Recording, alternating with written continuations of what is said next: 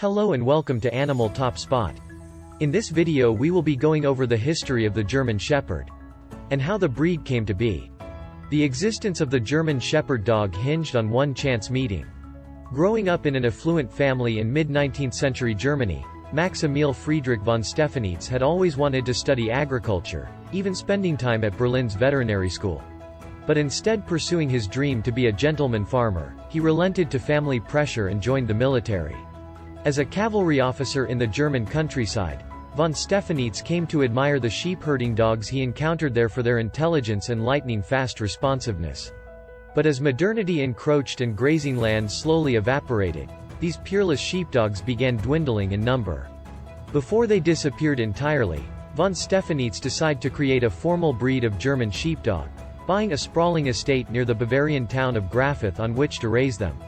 His continuing quest for breeding stock prompted von Stephanitz to attend one of the country's largest dog shows in April 1899, accompanied by his friend Artur Meyer. And that is where he spotted a dog named Hector Lynxrhein. While the 4-year-old's striking, wolf-like appearance doubtless first drew von Stephanitz's eye, his intelligence and depth of character sealed the deal. A gentleman with a boundless zest for living, is how von Stephanitz described him. Impressed, von Stephanitz gladly handed over 200 German gold marks to purchase the dog on the spot. Von Stephanitz gave this prized acquisition a new name, Horrend von Grafrath, and, soon, a new identity. Within a month, von Stephanitz and Meyer founded the world's first German Shepherd Club, Verein für Deutsche Schäferhunde, with a membership that included 3 shepherds, 2 factory owners, a mayor, an innkeeper, an architect and a magistrate. Horrend was given the inaugural registration number SZ1, effectively making him the first ever German Shepherd dog. Beauty and brains. At the turn of the 20th century, when von Stephanitz began trying to standardize Germany's many flavors of herding dogs, the craze for identifiable breeds was cresting. But for centuries before, the prevailing philosophy had been, simply, beauty is as beauty does. A good sheepdog was a good sheepdog, no matter how it looked. Still, local and regional styles of dogs did intrinsically develop, and von Stephanitz harnessed them to fix the traits he wanted in what he considered the ultimate German herder. The newly rechristened Horrend came from Thuringia in North Germany, where dogs of his kind were common. Horrend was not a one-off. He had been very deliberately bred by Friedrich Sparwasser in Frankfurt, who focused on fixing the upright ears and wolf-like body style that so many fanciers admired. From Horrend's immediate family, his littermate brother, Lux, both their parents and both their paternal grandparents were later registered as German Shepherds as well. The Thuringian dogs, however, tended to be smaller and stockier, often with wiry coats, curled tails and sharp temperaments. Von Stephanitz believed that crosses to dogs from Württemberg in South Germany, which were generally larger and heavier boned, with more tractability, would give him the middle ground he sought. To von Stephanitz, a dog's working ability was as important as its appearance, and he disagreed bitterly with those who would have the breed be just a showpiece. To this day, when German Shepherds are judged at dog shows, each submits to a quick temperament test by the judge, to vouchsafe its stable temperament. Horrend had already achieved perfection in that department, as far as von Stephanitz was concerned. Although untrained in his puppyhood, nevertheless obedient to the slightest nod when at his master's side, but when left to himself, the maddest rascal, the wildest ruffian and an incorrigible provoker of strife, von Stephanitz wrote of Horrend, reminding of the breed's high energy level, which needs to be channeled. Never idle, always on the go, well disposed to harmless people, but no cringer, mad on children and always in love. A service and war dog. Not surprisingly, von Stephanitz used Horrend extensively at stud, lineabreeding intensely on him to fix the traits that he found so valuable.